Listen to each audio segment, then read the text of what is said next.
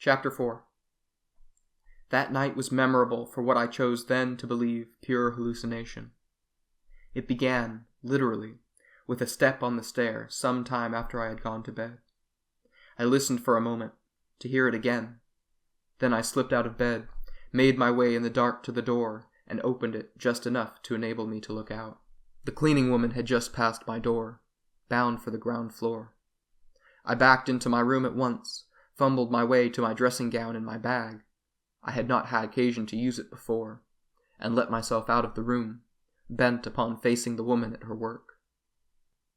I moved quietly in the darkness down the stairs, though the dark was alleviated somewhat by the iridescence of moonlight flowing into the house from outside.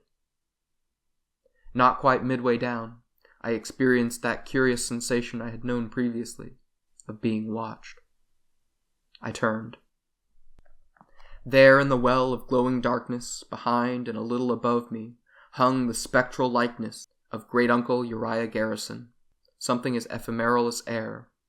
The heavy, bearded face distorted a little by the moonlight's iridescence, the burning eyes, the shock of tousled hair, the high bones of his cheeks with the parchment skin tight over them, seen for an instant so unmistakably.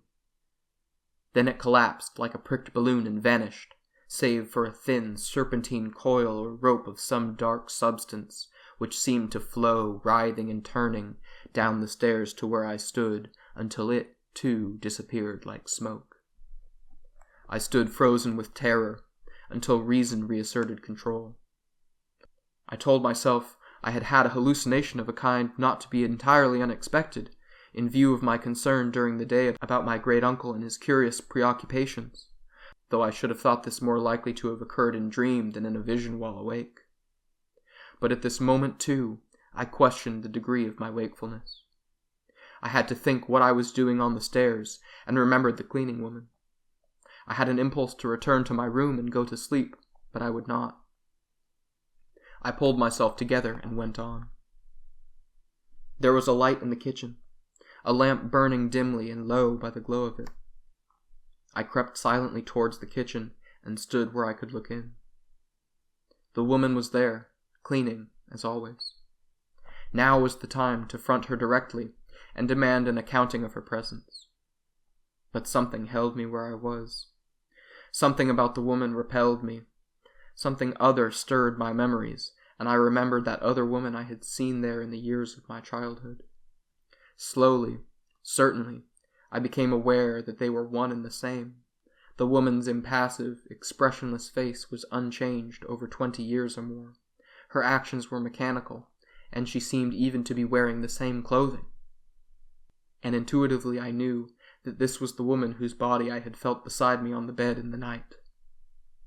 My reluctance to face her grew, but I forced myself to step into the room just over the threshold, on the tip of my tongue the demand for an accounting of her presence. But no word left my lips. She turned, and for but a brief few moments our eyes met, and I looked into pools of glowing fire, eyes that were hardly eyes at all, but so much more, the epitome of passion and hunger, the apex of evil, the embodiment of the unknown. In every other respect the confrontation was no different from what it had been in the earlier years. She did not move. Her face, save for her eyes, remained expressionless. Then I lowered my eyes, unable to gaze into hers any longer, and stepped back across the threshold into the darkness behind me, and fled up the stairs to my room, where I stood trembling, my back to the door, my thoughts confused, for I knew that what I had seen was something more than a woman, but I did not know what. Something in bondage to my dead uncle, something bound to return night after night and perform these rites. Where she came from remained unknown. It was while I still stood there that I heard her once again on the stairs, starting up from below. For a few moments I thought her bound to my room as once before, and I felt myself grow cold with fear, but her steps carried her past, onto the stairs that led to the attic. As the sound of her steps receded, my courage returned, and, emboldened, I opened the door and looked out. All was in darkness. But no, up at the top of the stairs, out from under the attic door, shone a blue glow. Even as I mounted to the attic, the blue glow began to fade. I stood with my ear pressed to the door, listening. There was no sound. Pressed by mounting courage, I threw open the door. There was no sign of the woman. But over against the floor, where the angle of the roof joined it, the blue light I had noticed under the door was flowing out like water through the mouse-hole there. And the painted lines all around the hole glowed as with a light all their own, which faded even as I watched. I lit a match and held it high. The clothing the woman had worn lay as before on the chair, and the mask. I crossed to the chair and touched the mask. It was warm. The match burned my fingers and went out. All was now black as pitch. But from the direction of the mouse hole, I felt such a drawing power as must I fling myself on my knees and try to follow the blue light, as if I did not at once escape, a pulsing, sensate evil. And once again the earth seemed to stop in its turning. There was a lurch in time, and a great cloud of paralyzing fear enveloped me. I stood as if transfixed. Then, from the mouse hole, a drift of blue light like smoke came seeping into the attic. The sight of it burgeoning there broke the spell that held me. I ran, crouching to the door, and flung myself out of the attic. I raced down the stairs to my room, looking back as if I expected some eldritch thing to be hot on my heels. There was nothing but blackness, nothing but the dark. I went into my room and threw myself upon the bed, fully clothed, and there I lay, waiting apprehensively for whatever might come, knowing I should do as Rhonda had asked, yet curiously reluctant to leave the house on Aylesbury Street, not because it was my inheritance, but for a frightening kind of bondage, almost kinship, that kept me there. I waited in vain for even the ghost of a sound to disturb the quiet. Nothing whatsoever came to ear but the natural sounds of the house made on a windy night, for a wind had come up, and the occasional keening of a screech owl from the direction of Hangman's Hill.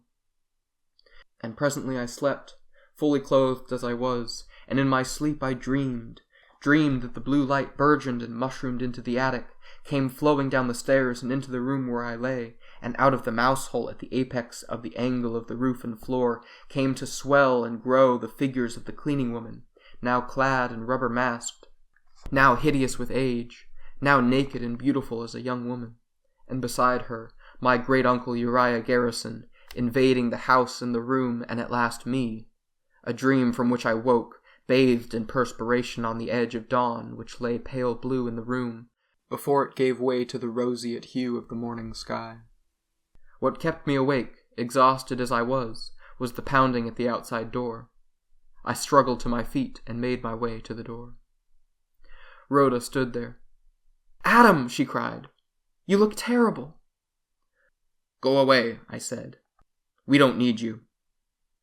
I was momentarily shocked to hear my own words, but in a few moments I was resigned to them.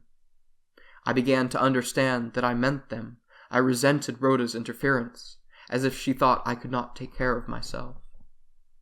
"So, I'm too late then," she said. "Go away," I said again. "Just leave us alone." She pushed past me and strode into the house. I went after her. She was bound for the study, and when she got there, she put together my notes and manuscript for my hardy dissertation and confronted me with them. "You won't need these any more, will you?" she asked. "Take them," I said. "Take them all." She took them. "Goodbye, Adam," she said. "Goodbye, Rhoda," I said. I could hardly believe the evidence of my eyes, but Rhoda went, as meek as any lamb. And though I was still vaguely troubled by it, I was aware of a secret satisfaction at the way things were turning out.